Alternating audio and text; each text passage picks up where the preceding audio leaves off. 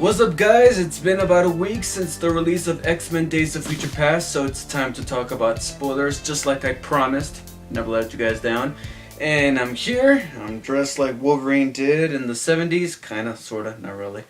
But I thought I would try to look my best. And so let's go ahead and start talking about the spoilers in X-Men Days of Future Past. So obviously, if you don't already know, this video will contain spoilers, so please do yourself a favor and go see the movie, then come back and watch this video. But if you have not yet been convinced by the word of mouth, be sure to check out my own spoiler-free review of Days of Future Past. Okay, so I'm gonna start off this video with literally like the first 5 or so minutes of this movie.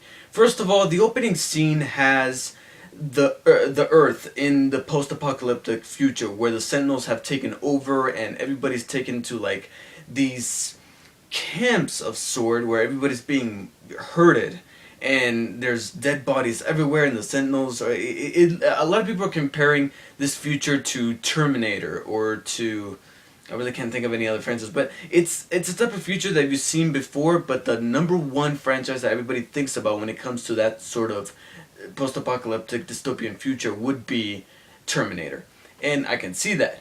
But the first thing that I saw when I saw that opening scene of everybody being herded down that path, and there's all these dead bodies being shoved everywhere, and everything's so bleak and dark and decrepit, and you got that one person that's trying to hide from the Sentinels, but he is looking for something. I don't know what he's looking for, but that scene reminded me more of the opening scene from the first X-Men movie or X-Men First Class, because both of those movies open with the same sequence, which is Eric Lehnsherr being taken away from his mother in the concentration camps back in the 1940s during the Holocaust.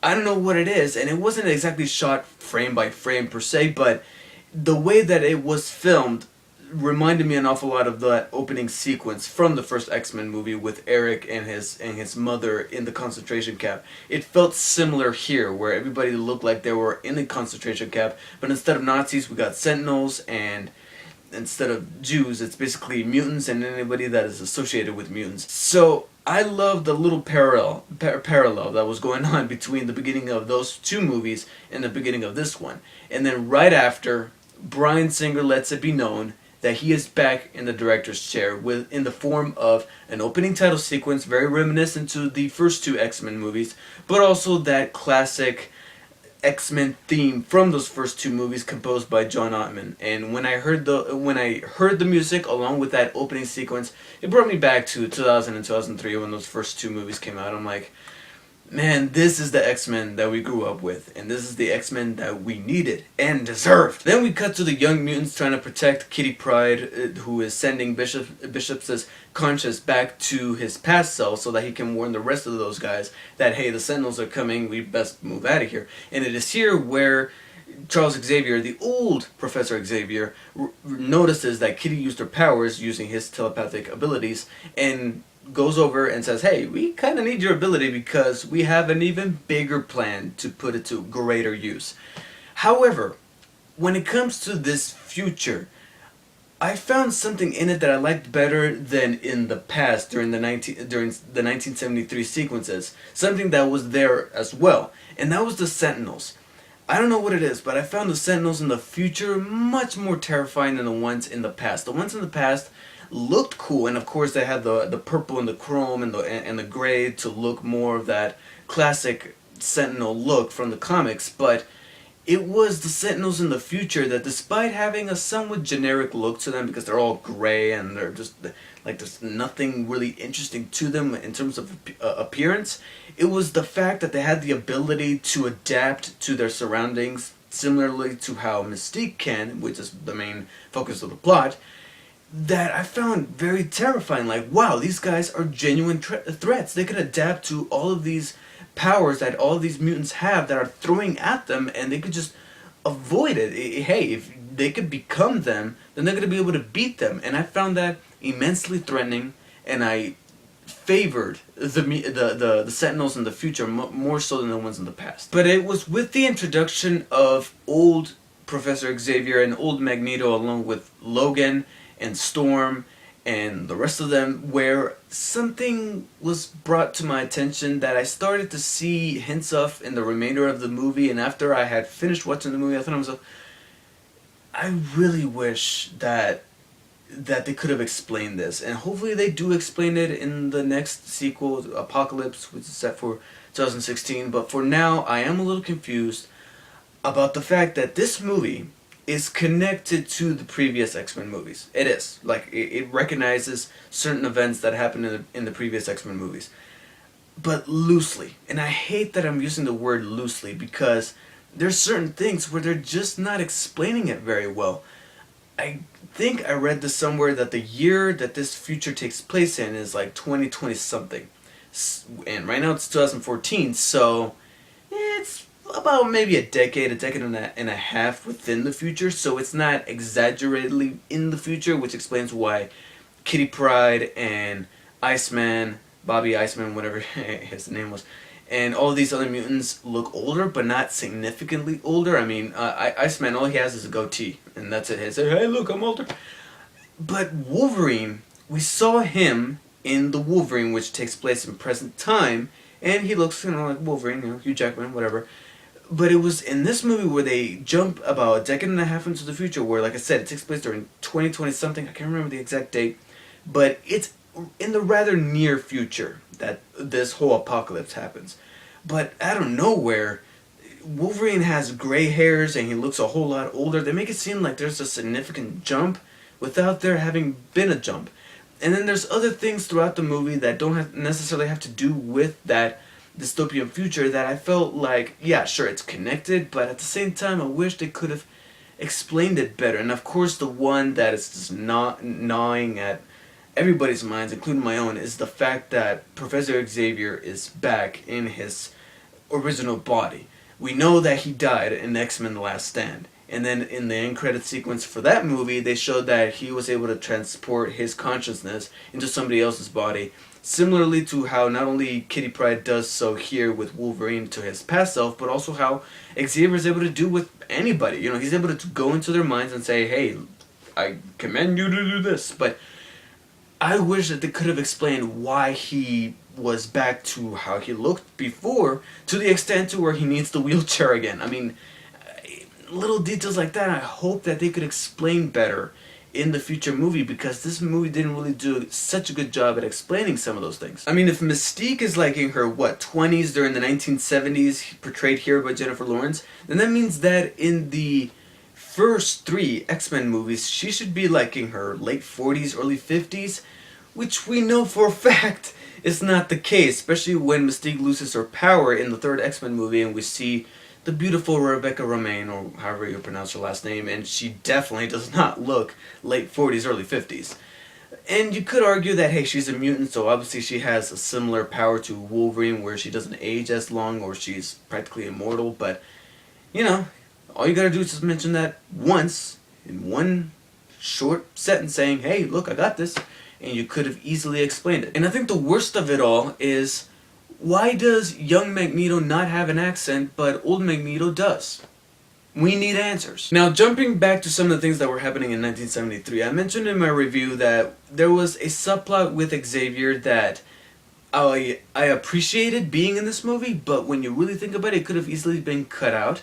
And that was him with the mutation drug that he was taking that was created by Beast to help him gain his legs back, but it came at a cost, and the cost was that he wasn't able to use his powers no more, because it's able to keep Beast's powers, or his mutation, so to speak, in control. So obviously that's going to take away his powers whenever Xavier uses it. And it felt more, after having seen it play out in the movie, it felt more like it was the filmmaker's way to find an easier way for James McAvoy to get around without having to push that freaking wheelchair all over the place. It felt more like they were trying to overcome that obstacle by saying, hey, look, he's got this drug and now he's able to walk all over the place. And this did not come to my attention until I recently watched Black Nerd Comedy's Andre Meadows, aka Black Nerd Comedy's review on X-Men Days of Future Past, in which he said that the whole thing felt like a say no to drugs campaign, and I didn't really think about it that way. until now. From that point on, it simply becomes a really entertaining, but as a whole, really good blockbuster summer movie that delivered on all accounts. And it wasn't until the ending where I felt like, okay, I definitely need to talk about this. And that is the fact that Mystique deciding to not kill Trask and thus changing the course of history and ridding the world of the Sentinels and ridding the world of that terrible apocalypse, things change. And one of those changes is that, long story short, X-Men The Last Stand never happened. Plain and simple. They were able to literally say, that movie that everybody hates didn't happen. Scott Summers, aka Cyclops, is back. Jean Grey is back. Everybody's back. None of that happened. Or at least most of that didn't happen. Because, like I said, there's some things that are left up to the imagination. And knowing that this movie didn't explain certain things from the past, mainly Xavier coming back in his original body, I'm a little reluctant to be optimistic about the next movie explaining some of the things that happen in this movie, because obviously you kind of need to suspend your disbelief, saying in thinking that Mystique not killing Trask alone was able to bring back Jean Grey and say, hey, look, it had all of these different effects and outcomes. It's one of those things where, because of the fact it has to deal with time travel, you just don't even bother to deconstruct it and say, well, how did that happen? You could try it whenever you're bored to try to pass the time, but don't do it seriously to the point where you're just going to ruin this movie for yourself. Just be happy that the ending to this movie literally said fuck you to X-Men The Last Stand. None of that happened, and now we're back to the original X-Men, which means that the next one could have everybody. And everybody could be back, and it could be awesome. Granted, I'm not the biggest fan of Cyclops. I always thought that he was a bit of a stick in the mud when it comes to that entire team. In the first two X-Men movies, he's always the one that, like, gotta follow the rules. And hopefully, this gives him the opportunity to make him an even better character, but I'm still glad that he's back because he is a bit of a powerhouse, as is Jean Grey, because they have some of the best powers. And just having everybody come together, including Rogue, it's gonna be awesome. You know, yeah, I really have high hopes for Apocalypse. Now, this definitely undoes an awful lot of things that X-Men The Last Stand got wrong, but the question that popped into my mind was that if it got rid of some of the things that happened in X-Men The Last Stand, is there a possibility that it may have undone some things from the first two X-Men movies, which are good? So you really shouldn't mess with an awful lot there, especially the second one, because everybody loves X-Men 2. I cannot remember whether or not I love it more than the first one, because it's literally been about a decade since I've seen those first two movies. I definitely need to rewatch them, but mainly the second one. I think I've seen the first one not too long ago, but it was the second one that I've only seen like bits and pieces, and I definitely want to rewatch it again, especially after this movie. But it does make you question whether or not some things in those first two movies were also changed, especially with the last shot of this movie, in which Stryker decides to take Logan for himself and says, I think I have an idea what to do with him, and obviously that hints at the Weapon X program.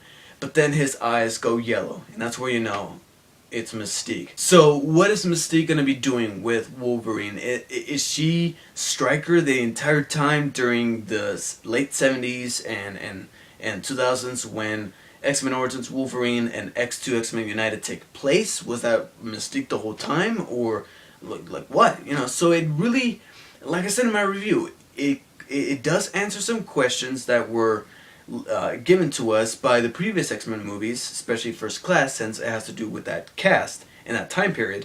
But then it creates new ones. But it's new ones that you are still optimistic that they will answer in the next X-Men movie, but being the fact that this didn't answer every single one of them, you need to kind of be cautious that some of these may not be answered fully to the best of their extent.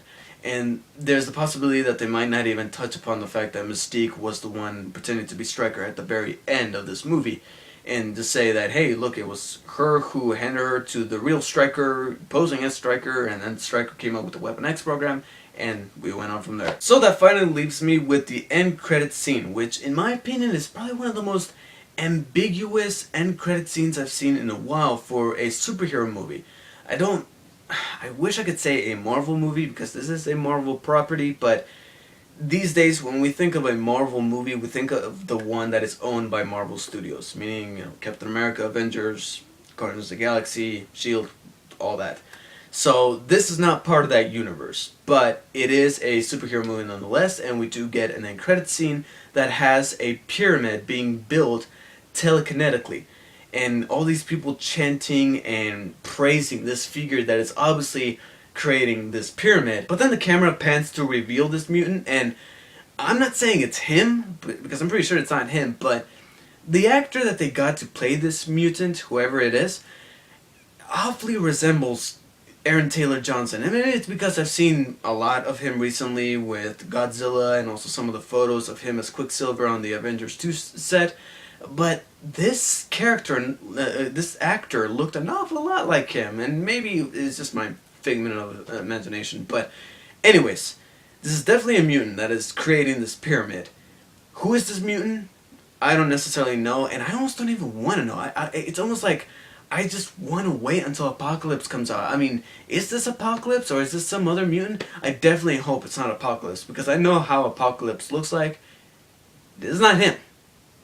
But you know how these producers be. They take their licenses and they say, he looks like this now. So who knows who this mutant is. I actually do not want to do any sort of investigation to figure this character out, because chances are this mutant will have something to do with Apocalypse. So chances are we'll figure it out then when the movie comes out.